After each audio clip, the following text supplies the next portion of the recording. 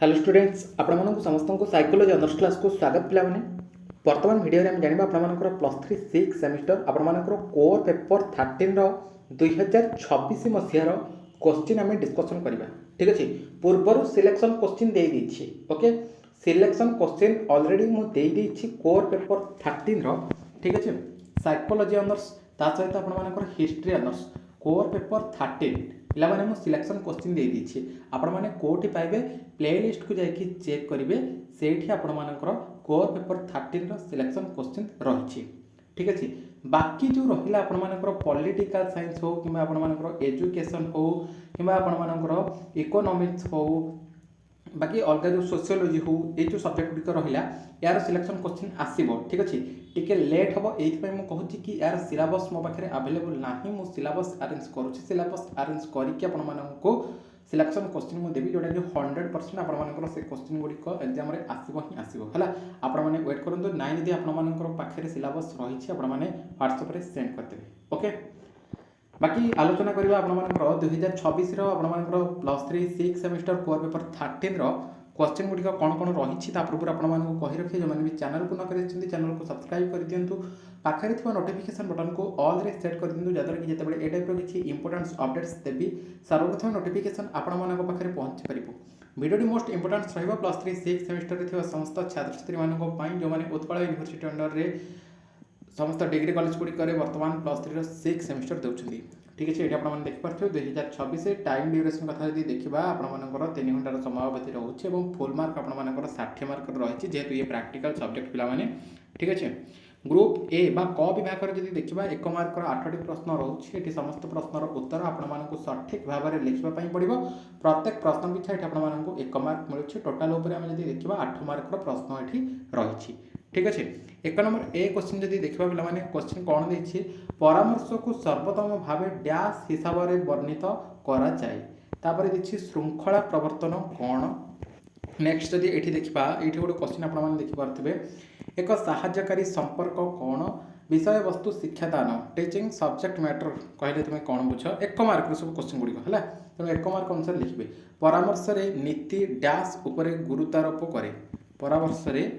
नीति डैश उपरे गुरुत्वारोप करें। ओके, तो पे ये जो आपर एगुड़िक मानने से ऑप्शन दे दीची है तो आपर मे भी ऑप्शन आसीपे मे भी ऑप्शन न आसीपे है एगुड़िक ऑप्शन गुड़िक परामर्श को सर्वोत्तम भाव डैश हिसाब से वर्णित कर ऑप्शन गुड़िक है एगुड़िक क्वेश्चन नुह ऑप्शन गुड़िक श्रृंखला प्रवर्तन एक साहाय्यकारी संपर्क विषय वस्तु शिक्षादान इतमध्य सठिक उत्तर आपने लिखिने। ओके, से भाई भाव में आप क्वेश्चन देला सेकंड क्वेश्चन परामर्श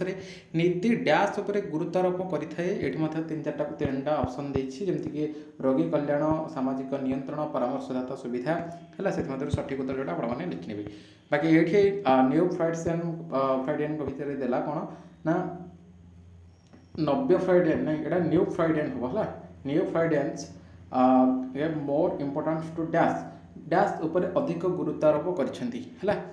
3टा आपंकर रही जमीक सामाजिक संपर्क जैविक मूल प्रवृत्ति प्रतिवर्तक क्रिया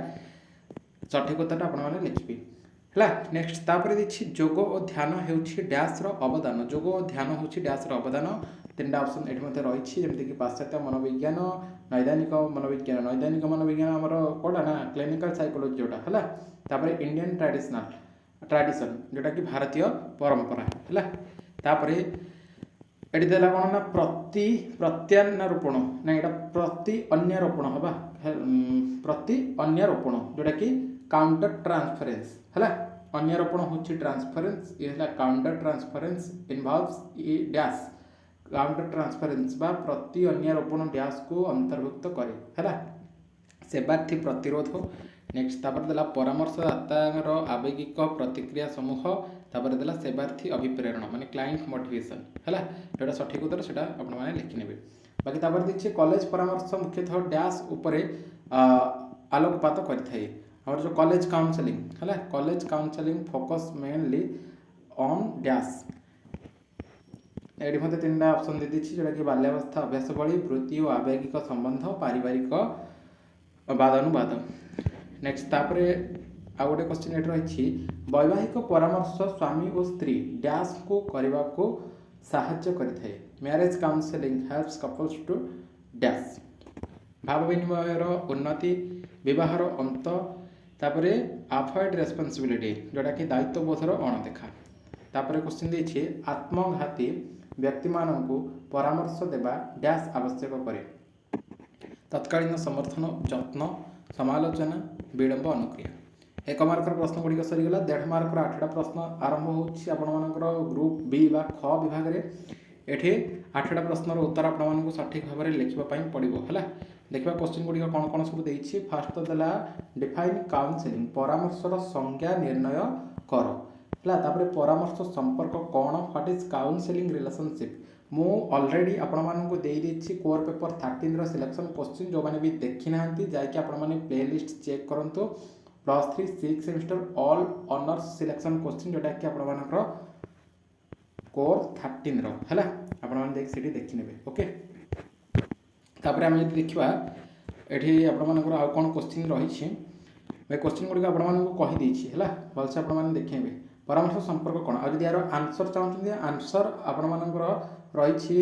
प्लेलिस्ट में चेक करने प्लेलिस्ट चेक करने +3 6 सेमिस्टर जो मैंने भी मेंबरशिप नहीं से मैंने यार आंसर करेंगे जो मैंने भी मेंबरशिप नहीं ना से यार आंसर पाइपर ना एवं भी समय रही दिने 2 दिन भितर आपने पढ़ी पारे है बहुत सहज आंसर आपको प्रोवाइड कर दी जाए। काउनसेलिंग रिलेशनशिप विषय कहती जोटा कि परामर्श संपर्क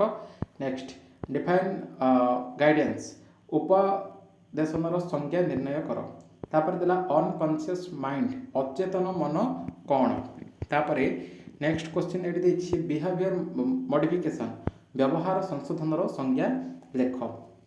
तापर क्वेश्चन देछि कौन what do you mean by transference अन्यारोपण कहले तुमे कौन बुझ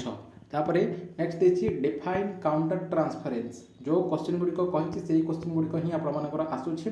एवं आपण मानकर जो सोमवार रही कोर पेपर 13 ये भाव में क्वेश्चन गुड़िक सब आसो है देखो केमती कौन क्वेश्चन आसती स्टूडेंट काउनसेलिंग छात्र छात्री परामर्श कहले तुम्हें कौन बुझ। नेक्स्ट क्वेश्चन देला what do you mean bye suicide tendency आत्महत्या प्रवणता कहले तुम्हें कौन बुझ। नेक्स्ट देला संधिकाल परामर्शर संज्ञा लेख। ग्रुप सी आरंभ हो ग्रुप सी ग विभाग में ये आपर 2 मार्कर प्रश्न गुड़िक आरंभ हो 2 मार्कर ये 8टा प्रश्नर उत्तर आपको सठिक भाव में लिखापी पड़ो प्रत्येक प्रश्न पिछा आपको ये 2 मार्क मिलूँ टोटाल देखा ये 16 मार्कर क्वेश्चन आपर रही ठीक अच्छे। देखिए क्वेश्चन गुड़िक कौन कौन सब देती प्रथम तो ये आपर कौन ना explain why counselling is important in Indian society भारतीय समाज रे परामर्श कहीं गुरुत्वपूर्ण ताकू व्याख्या करके लिख 2 मार्क पाई आपर सब क्वेश्चन गुड़िक रोचे है।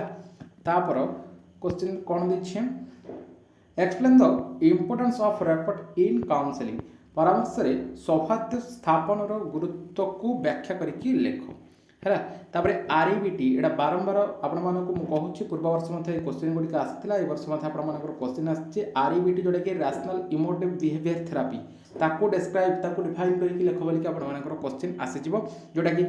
युक्तियुक्त आवेग उद्रेककारी व्यवहार मतवादर संज्ञा लेख बोलिक क्वेश्चन आसी तापर आपको मुझे योगा और एक्सरसाइज ताको नहीं आपंकर क्वेश्चन आसो देखो ये क्वेश्चन से दे दीजिए explain the role of yoga in counselling परामर्श में योगर भूमिका को व्याख्या करके लेख। नेक्स्ट क्वेश्चन ये देला